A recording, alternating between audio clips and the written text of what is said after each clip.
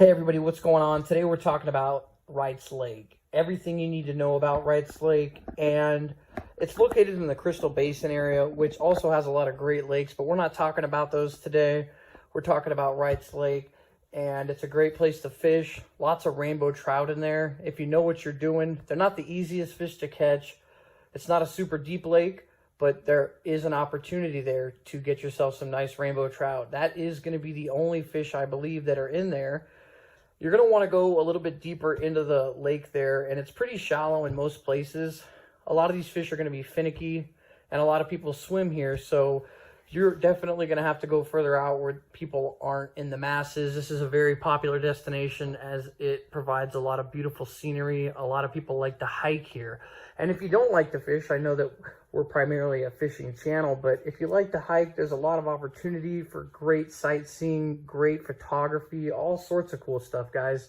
So if you like to kayak, you can actually do a really nice kayak run through the lake itself. And then in the very back, there's a really cool river. You can follow the channel, and it takes you to the back of the lake. And there's going to be trout swimming underneath you the entire time. So it's a really cool experience, and you're not going to find that too many places.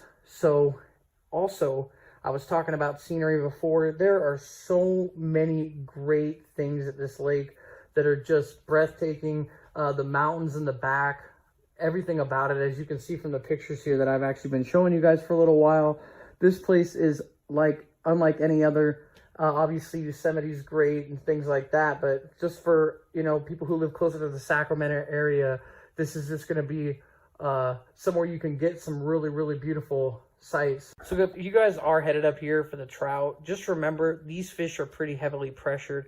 I wouldn't personally be bringing power bait. I'm going to want to use something more realistic. Hand-tied flies, hand-tied look-alike imitation baits, and small plastics, things like that. Things these fish don't see often, because to the more experienced angler, when you're coming somewhere like this, you would already know these fish probably aren't going to go for power bait. You're going to have to find something that they feed on naturally, and power bait's just not going to be that thing. And another thing is that if you're going to be in your kayak, which I definitely recommend kayak fishing this lake, go out further like I stated before, and just pop these things off the bottom, do a float and fly. Lots of cool techniques you can do, but these fish are not your average fish, and you're going to have to work extra hard if you want to have any chance or an opportunity to catch some of them. So if you guys are going to make your way there, there's just a couple more things I wanted to talk to you guys about, so you have pretty much everything you need to know about this lake. So it's located, as I said before, in the Crystal Basin area, and heading up here, you're going to be pretty far from stores. The only place you're going to have access to is the Ice House store, and it's going to be pretty expensive here. I believe gas is $8 a gallon. A pack of cigarettes, if you smoke, is $20 a pack. And I think they only offer American spirits. For a 12-pack of beer, you're looking at almost $18. So try to bring everything you have that you're going to need. Sorry about that. Try to bring everything you're going to need, so that way you don't have to make trips down there, because even to go to the Ice House store, you're looking at easily a 35-minute drive there, potentially, and a 35-minute drive back. And when you're going up here, you don't get a lot of free time, and you want to use the free time that you have to be enjoying this trip, not going back and grabbing stuff that you forgot and overpaying for it. So back to Wrights Lake, though, there's going to be some rainbow trout here, like I said, but they're not going to get too big, but I'm sure there's a couple bigger ones in there. A lot of the people that I know fish this lake don't do super good here fishing, but it's just the whole experience in itself, and just everything else that it offers that makes it a great place and a great destination. And it's a great place to hike around the lake. There's some cool cabins there that people stay at. So another thing I'd like to mention really quick about Wrights Lake is that it gets really packed, and parking is going to be incredibly difficult at times. They do have like a day use area. I don't think there's a limit that you can park there, but there's only about 12 spots, so it's going to fill up quick.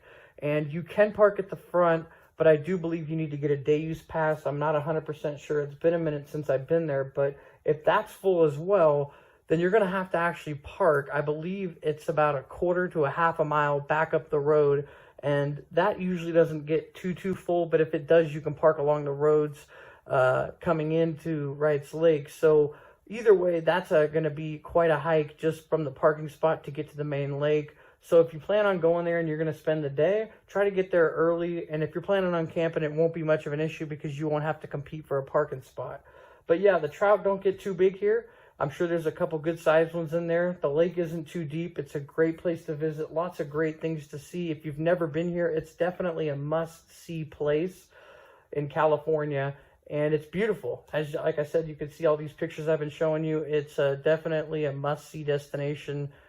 So thanks for watching the video, and we hope you guys have everything you need. So if you're going to be exploring Wrights Lake, you have a better experience. So stay tuned for more videos from the Eastbayanglers.